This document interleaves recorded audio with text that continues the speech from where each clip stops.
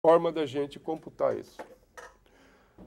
Eu vou trazer aqui rapidamente o que temos feito em relação a esses indicadores para empresas, né? Segundo o último relatório da Price aqui, eles denominam, né, um relato integrado como a preparação e divulgação de informações financeiras para o mercado associada a informações relevantes sobre estratégia, governança, desempenho, perspectiva de uma empresa, de modo a refletir contexto comercial, social e ambiental. Então, o relato integrado, ele não só está pensando na parte econômica, não naquele tripé econômico e social, e também o desempenho ambiental. Eu destaquei o desempenho ambiental porque digamos, o foco hoje, né? Mas existem, cada um nas suas especialidades fazem, né? O desempenho financeiro da empresa, o desempenho social, etc. Cada um na sua forma. Então, em relação à parte ambiental, a gente tem que pensar, e o relatório tenta, né, trazer de forma integrada ou de forma resumida, no sentido de ter um único relato e trazer as formas, né, de avaliação de risco ambiental, você calcular desempenho ambiental da empresa e principais indicadores de desempenho. Pode ser social, tecnológico, etc., mas estamos falando de ambiental. Então, todos esses aspectos, né, que a gente vai... nós discutimos, um relato integrado vai tentar trazer alguns indicadores, né? Então, essa reavaliação métrica, né, logicamente que houve uma evolução, né, ao longo desses anos do relatório, e hoje a ideia é trazer um relatório de sustentabilidade integrado, né, incorporado com as outras necessidades, os outros desempenhos da empresa. Quando a gente fala de modelos, a gente fez alguns trabalhos para algumas empresas, por exemplo, a Votorantim, ela tem um relatório integrado, onde ela destaca, né?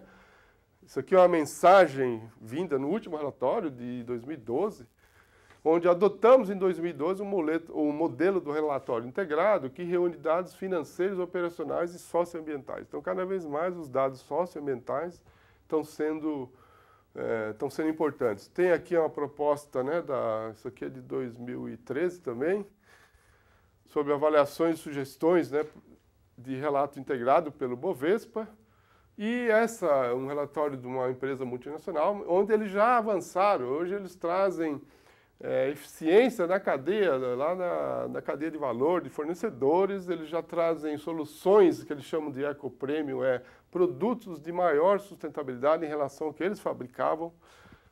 Por exemplo, qual é o faturamento da linha eco-premium sobre a linha tradicional? Então, a tendência é aumentar isso aqui, né, em função de reduções ou da pegada de carbono ou de outras emissões. Então, existe já algumas políticas corporativas pensando em atender outros níveis, né, de impacto ou desempenho de produto. Vocês já viram, muitas vezes, algum desses selos. Isso aqui reflete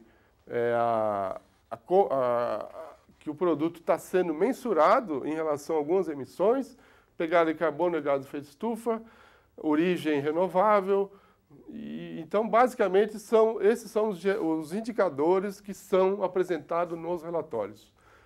Lógico que nem todos os relatórios têm todos os indicadores, alguns relatórios têm alguns, outros têm vários. Então, eu peguei de vários relatórios. Então, o consumo de energia elétrica, eficiência energética, disposição ou gestão de resíduos, balanço de carbono, qualidade do ar no sentido de emissões, toxicidade, qualidade do ar, porque cada vez mais a gente vai ter restrições regionais, que a gente chama de bacias aéreas, né? São Paulo tem 4 ou 5 bacias aéreas que têm limites de emissões. Você pode implantar uma fábrica aqui, você tem que atender níveis de NOx e ozônio extremamente baixos, senão você não consegue implantar a fábrica, né?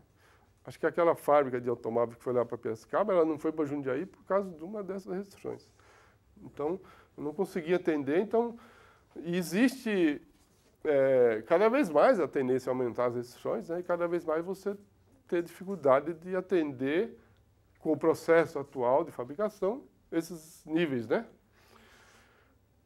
E existe uma bolsa, né, também de compensação. Então, a gente vai falar aqui como nós estamos trabalhando com indicadores que medem o que nós estamos jogando no meio ambiente, a gente tem uma forma de ganhar dinheiro com isso, que a gente chama de oportunidade de negócio com as emissões, porque existem várias formas de compensação ou de dar um destino adequado e você compensar isso. Então, é inerente, você não tem como produzir sem gerar nenhuma emissão.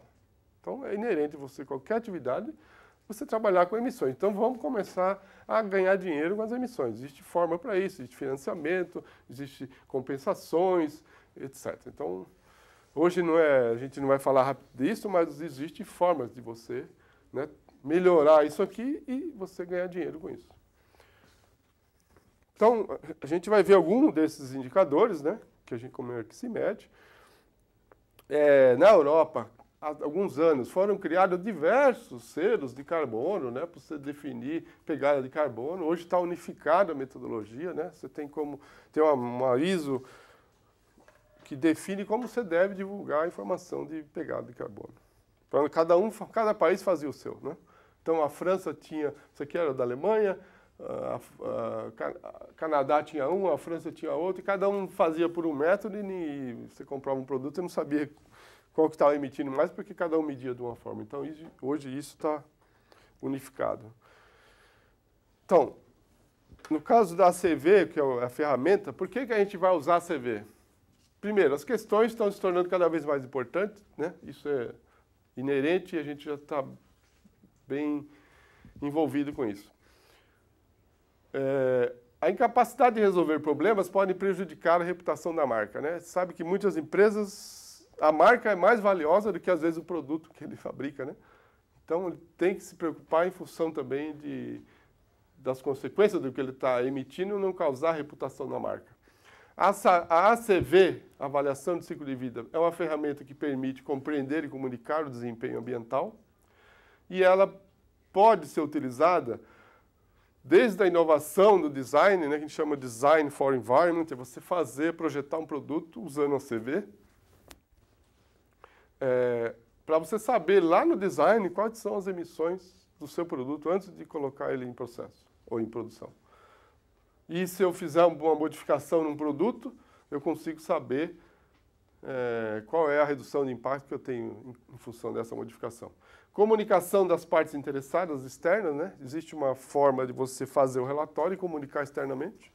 A norma prevê isso e ela organiza essa forma de divulgação. Estender o conceito de vida para o desenvolvimento de estratégia. Você começar a pensar, que o pessoal chama de Life Cycle Sync, é pensar no ciclo de vida do seu produto. O que acontece com o meu produto pós-consumo, o que eu posso fazer com ele, porque cada vez mais quem fabrica vão ser responsáveis pelo destino dos seus produtos, né? A responsabilidade compartilhada que está vindo com a Política Nacional de Resíduos Sólidos vai obrigar você a pensar no ciclo de vida e se responsabilizar pelo pós-consumo e destino dos seus produtos e das suas consequências. Então, vamos falar agora propriamente dito, da ferramenta.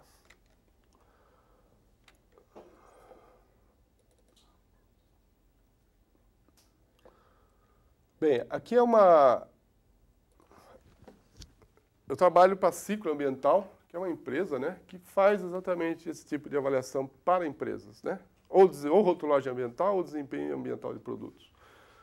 E eu trabalho aqui no GP2, né? O senhor não falou, mas a gente tem uma parceria, não é uma parceria, eu sou consultor do GP2, onde o GP2 é um grupo de pesquisa de prevenção à poluição que tem um projeto com a Petrobras, e a Petrobras está fazendo avaliação de ciclo de vida de vários produtos, né, para criar o banco de dados dela.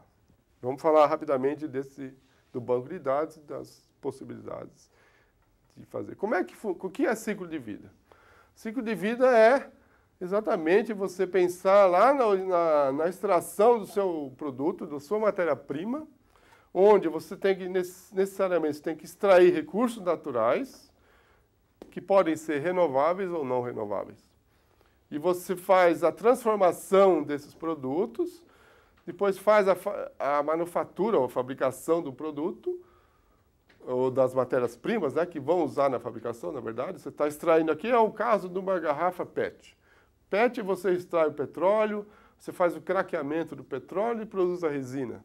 E da resina você faz as etapas de fabricação, injeção, embalagem e distribuição, e vai até o uso, consumo, né, onde você descarta e vai para o meio ambiente ou você recicla. Esse é o ciclo de vida que a gente chama. Cada uma dessas atividades existe uma entrada e saída de recursos, né? Então, aqui um pouco da definição da avaliação ou da metodologia, né? É conhecida como LCA em inglês, que é Life Cycle Analysis. Ela é uma metodologia recente, tem 40 e poucos anos, né? O primeiro estudo foi feito pela Coca-Cola em 67 e até hoje não foi divulgado. Porque a gente sabe que a Coca-Cola não pode privilegiar determinadas embalagens, né? Ela usa todas as embalagens.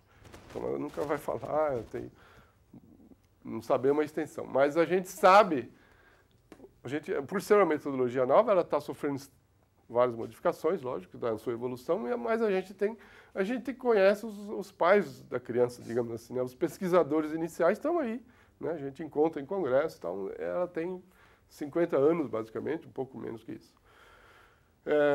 Então, também é conhecida como ecoeficiência. Não sei quem conhece alguma coisa da BASF, aí a BASF faz estudo de ACV de todos os produtos, como a Natura faz, como várias empresas fazem, para informação dela. Ecoeficiência, ela alia a informação financeira com a informação ambiental. É aquela relação de meio ambiente com econômico que ela faz a relação dela, né? A gente não discute se aquela relação é certa ou errada. Ela dá um peso X para o indicador econômico e um peso Y para o indicador ambiental, e ela faz essa relação, ela consegue comparar produtos, né, internamente.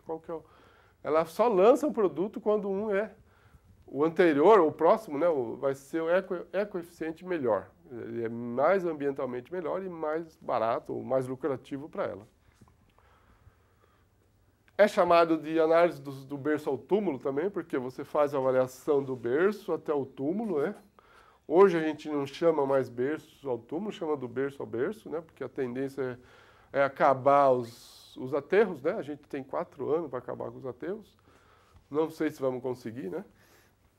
Na verdade, os aterros vão ser só destinados a rejeito e não resíduos. Então, a tendência é você ter um destino, né, para esses produtos que vão pós-consumo para você utilizar de outra maneira, que a gente chama de reuso ou reciclagem. Então, é uma técnica para avaliar cada impacto e todo o impacto. Essa é importante, porque algumas técnicas não avaliam todos os impactos. Essa permite avaliar cada uma delas e todo o impacto associado com todos os estágios de um processo. Então, cada um desses estágios, e aqui a gente fala de sistema de produto, né? Mas você pode imaginar que na etapa lá vamos falar na etapa de manufatura, né? Que a gente chamou de um estágio. Aqui dentro, quando você abre, você tem vários outros sistemas de produto, né? Porque dentro de uma manufatura ela tem a entrada, tem processamento, tem acabamento, etc. Então, e cada um desses também você pode explodir e a gente, dependendo do nível de dados que você tem, você vai fazendo a quantificação de entradas e saídas, né? Ao longo ou de uma unidade produtiva ou dos sistemas individuais até chegar ao nível menor, que é o que a gente chama de dados primários, que é o mais, digamos, próximo da realidade, né?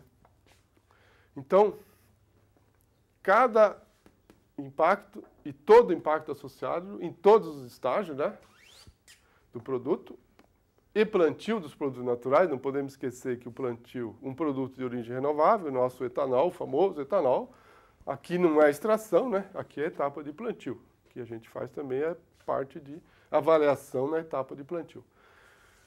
Produtos naturais. Processamento, produção, transporte e distribuição. Não podemos esquecer uma outra incidência ao longo de todo o ciclo de vida, que é o transporte, né? Toda a integração dessas etapas é via transporte, que tem as suas emissões. O maior emissor de gás de efeito estufa no Brasil, tirando as queimadas, é o transporte, né? Então, a hora que a gente resolver o problema das queimadas, que é um problema legal, a gente vai ter um problema técnico para resolver, né? Que é o transporte. E lá na Europa já existe a pegada logística, porque já identificaram que se você não sabe, ou se você não consegue, vamos pegar um ciclo simples aqui de extração, fabricação, uso e pós-consumo. Se você não consegue diminuir aqui a emissão, você sabe que ao longo disso tudo aqui você tem transporte, e eles definiram. Então, a segunda perna que tem mais impacto em todo o processo é o transporte. Então, eles criaram a pegada logística. Então, hoje, você tem que, por exemplo, o que vai resultar nisso, né? Que um carro na Europa é montado uma peça fabricada na Turquia, outra peça fabricada na Espanha, os caras montam lá na Alemanha, né? Então, toda essa logística, eles vão ter que encontrar uma forma de diminuir essa pegada aqui de transporte para poder diminuir a pegada do produto. Porque ou mexe na fabricação, né, que é muito mais difícil, é questão de pesquisa, demora mais, você consegue reduzir, certamente, mas demora mais. Mas a nível de administração pública, para poder atingir determinados níveis de emissões, você mexe, no caso aí, o transporte, que é a segunda perna também, né, de impacto na Europa, é transporte. A primeira é geração de energia, que é decorrente lá do consumo de fósseis, né? Para aquecimento, etc. Então, permite, além disso, ela permite avaliar o desempenho ambiental, tecnologias de processo quanto aos seus impactos ambientais, análise comparativa de produtos, enfoque sistêmico ao mesmo tempo quantitativo. Quer dizer, sistêmico você consegue ver, né, toda a análise, a abrangência total ao longo do ciclo de vida. Você consegue comparar produtos, por exemplo, se eu tenho... Tem apagador aqui? Se eu tenho uma produção... É melhor escrever aqui, professor, ou lá? Tanto faz. Para ele, tanto faz? Se eu tenho, por exemplo...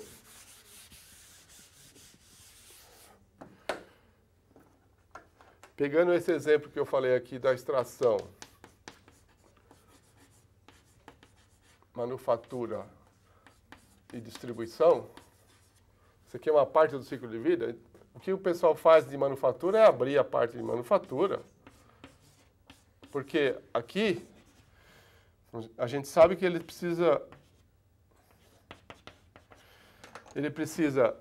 dos insumos e de energia para fazer a fabricação aqui nessa etapa de manufatura. Então, eu começo a fazer a medição das emissões, dos meus impactos dentro da fábrica, que a gente chama gate to gate, e eu sei quanto que entra de insumo e sei quanto eu tenho de energia, eu começo a fazer modificações de processo, modificações de matéria-prima, e eu consigo comparar produtos dentro do meu gate, né?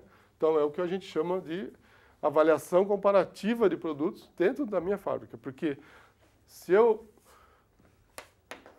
Aqui dentro eu consigo medir tudo, teoricamente, né? Esses dados aqui eu consigo do banco de dados, que é o que a gente vai utilizar nesse estudo, um banco de dados, onde fala para mim, se eu estou fabricando uma garrafa PET, eu compro o pellet, lá, o grãozinho de polietileno, tereftalato, e injeto aqui, mas eu não sei o que aconteceu antes de emissões. Então, essa informação eu tenho no banco de dados, porque eu não vou estudar o petróleo, porque isso aqui já foi feito, né?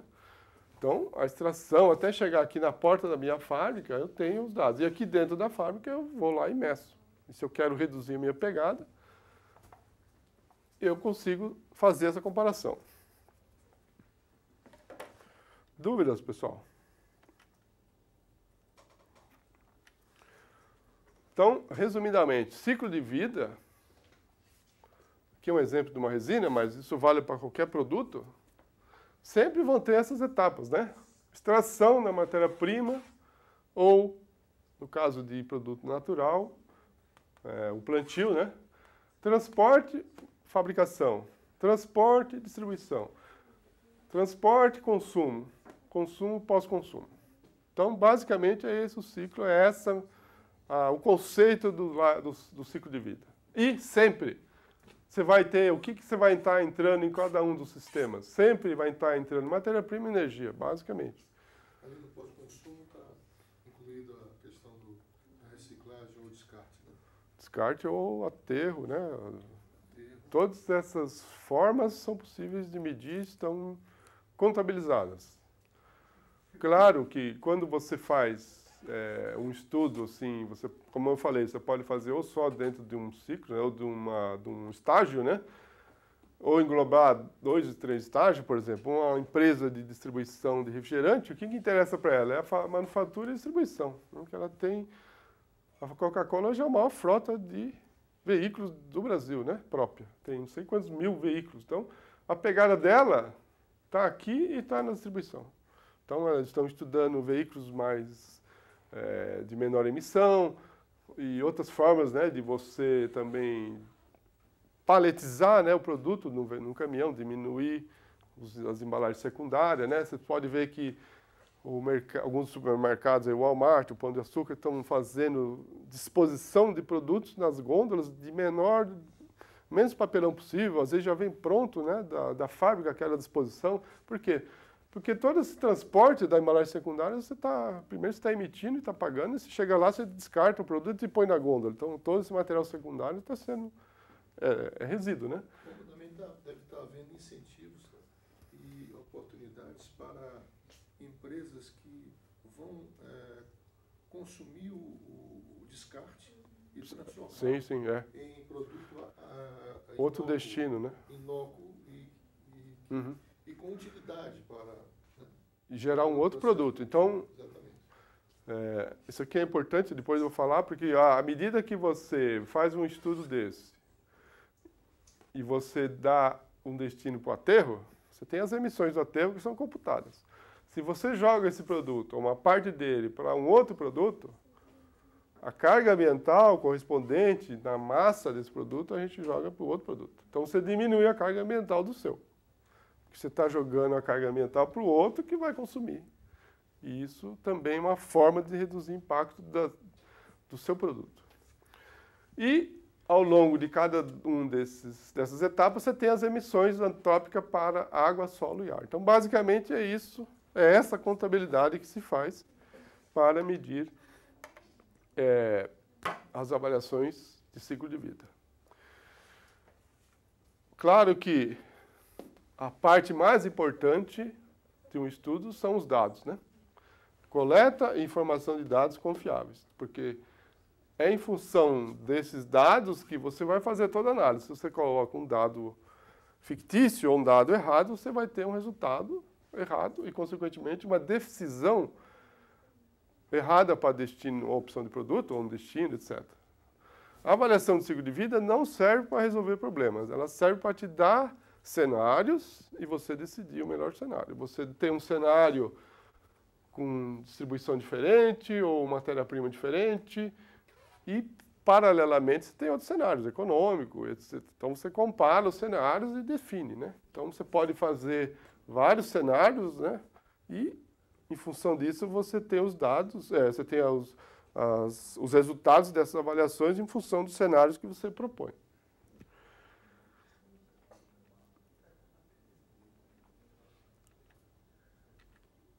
E também existem as outras possibilidades de você, já falei rapidamente, mas você pode simplesmente, ao longo do seu estudo, querer saber o que acontece com os impactos das suas matérias-primas, né?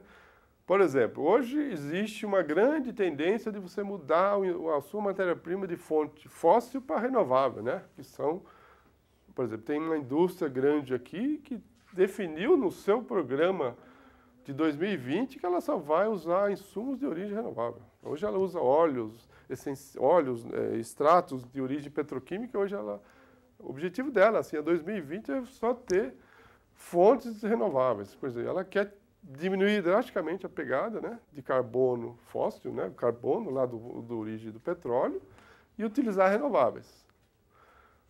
Lógico que isso demanda pesquisa, fornecedores competentes, etc, etc. Então, por outro lado, vai ter um investimento grande. Além disso, né, o maior problema nosso no etanol é o problema do plantio, né? A gente tem um produto extremamente interessante a nível ambiental, a nível de geração de energia, mas lá no plantio a gente tem uma pegada muito grande ainda. Então, só que e tem um lado positivo, a gente tem como melhorar isso, né? Não depende de ninguém lá fora, depende da nossa tecnologia. E só que a gente precisa medir, né? Sempre, porque o pessoal pesquisa lá fora por banco de dados e fala, o etanol do Brasil tem uma pegada muito alta. E eles medem e se você não medir aqui, como é que você vai contestar?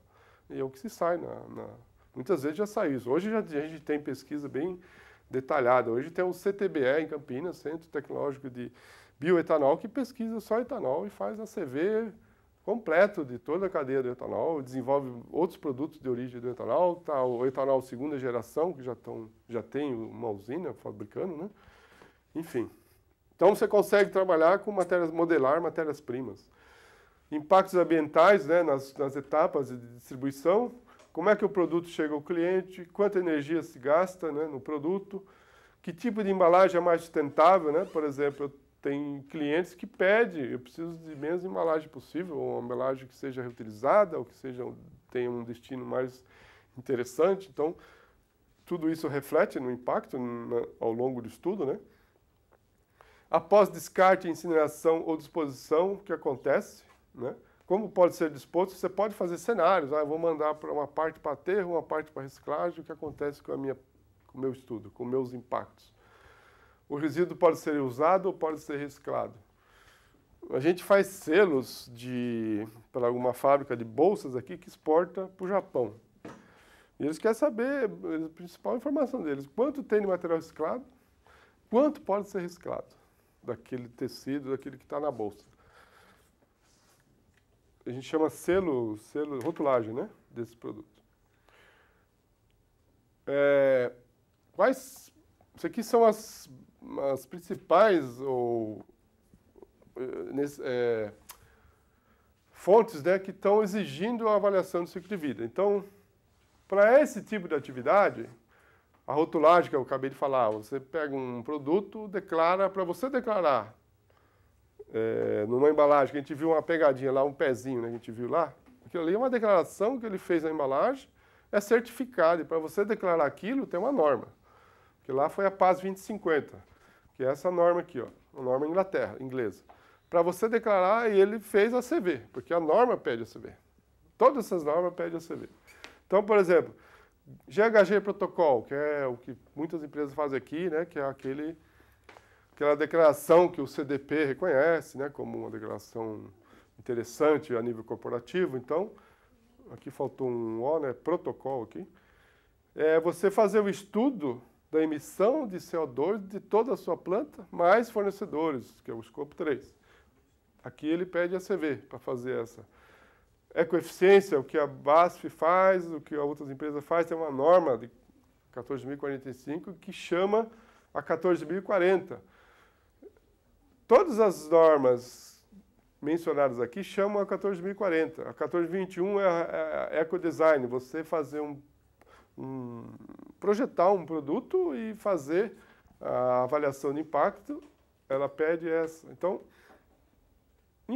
todas essas necessidades que podem ser legislação, no Brasil não chegou ainda a nível de legislação. A Suécia, ela já incorporou a CV na legislação. Você é obrigado, para renovar uma licença, é obrigado a fazer uma CV do seu produto, do berço ao portão, para poder renovar a licença e falar, estou reduzindo tanto, em qual categoria de impacto e tal. Exigências contratuais, isso existe, né? Todos os nossos estudos são para empresas que estão pedindo avaliação do produto daquele cliente, só que a gente não pode divulgar. Essa é uma das maiores restrições, é porque os contratos são para atender a necessidade do cliente dele. O cliente exige um estudo em uma determinada categoria de impacto para aquele produto. Exigência corporativa, que são as políticas corporativas, né? As empresas têm definido que vão reduzir tantos por cento de emissões ao ano, né? Todas as empresas, basicamente, multinacionais, têm isso integrado na política. Normas, algumas normas já pedem a CV, além dessas. Declaração e rotulagem são declarações. Você pode fazer uma declaração, autodeclaração. Tem uma norma para fazer autodeclaração ambiental, que ninguém precisa medir, mas você tem que seguir alguns requisitos, né? E tem